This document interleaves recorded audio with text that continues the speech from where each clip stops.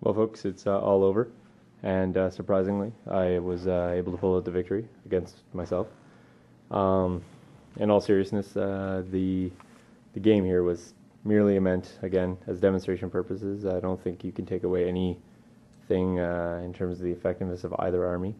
I will say that I think this board's a little more lenient to infantry armies, and I do think that low model count armies such as a King Tiger army is going to have a lot of difficulty just because there's so many lanes of approach and so many obstacles and cuts down on lanes of fire. Do I think it's a bad board for armor? No, absolutely not. There's tons of great firing lanes. It's just with the low model count and just the sheer mobility of this particular infantry army with the half tracks and pumas and some armor as well.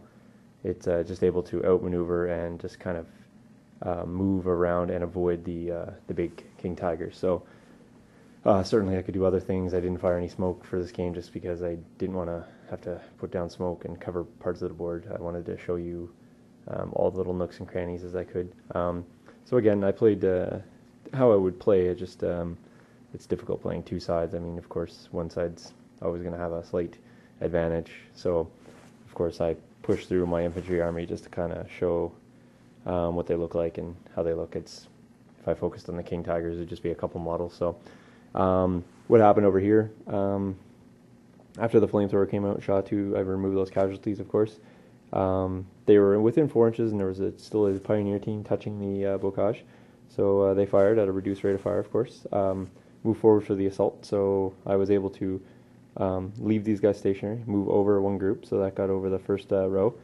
And then I was, of course, able to assault, so that actually pushed the remainder over. Shooting had no effect, but in the assault, 3 teams against 1, I was able to kill a team. They countered, but were unable to do any, what do you want to call it? Sorry, they weren't able to counter, so they were forced to break off, my mistake. So they were unable to counter, they broke off. Of course, the guys in the buildings had to run away because they couldn't fight, there's no openings. So they broke off, I consolidated onto the objective. They were pinned down. In the same turn in the shooting round, actually I moved up 2 Yog Panzers, got behind the front arc of the King Tiger, who's, of course, unable to cover everything. So they were able to take 2 shots, needing him to make 1s and 2s. Of course, I have bad rolls, so I was able to make the shots, barely, and then I was unable to make the saves. Of course, they destroyed the King Tiger.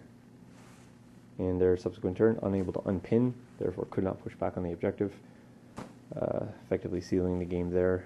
I did push this King Tiger up around the corner, now that the Pumas were out of the way, and of course he would be in position to later do something there with danger of the packs in the side. So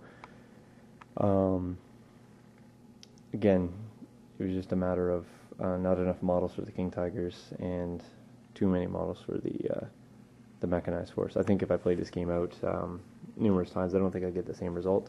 But in the end, I think that, again, the mechanized force is going to be at the advantage on this table almost every time.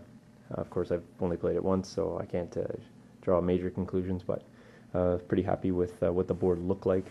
There's some really great shots down in here, and with the mixture of roads, bocage, gates, and various bog checks and things going on, the game is pretty entertaining.